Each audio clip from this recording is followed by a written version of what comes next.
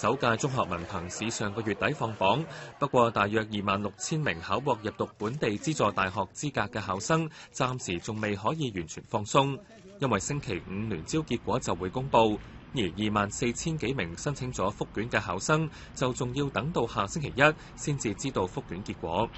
考評局秘書長唐創時朝早出席本台節目之後話，複卷嘅評卷工序仲未完全完成，但係過程暢順，複卷嘅人數比高考略少，早前嘅預備亦都足夠。對於部分成績唔錯嘅考生都打算複卷，會唔會令到複核成功嘅機會低咗？唐創時話：以往高考亦都有考到 A 嘅考生複卷，佢唔估計首屆文憑試複卷嘅成功率。嗱，因為呢個我未有個數字，我哋未睇到即係複卷個成績啊嘛。咁我未睇到個分佈，咁所以我就未知嘅。咁當然啦，如果個個都係已經5星星都複卷，咁啊梗係好難再好啲啦。咁所以我諗你呢個講法咧，或者係會有一個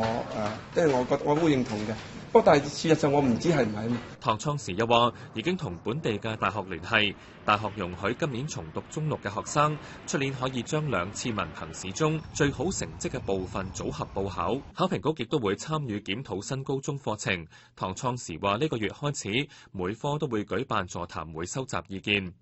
由於文憑試嘅評級方式同以往會考高考唔同，唐創時會加強同僱主溝通，月底會再舉行工作坊，向僱主解釋新嘅評級機制。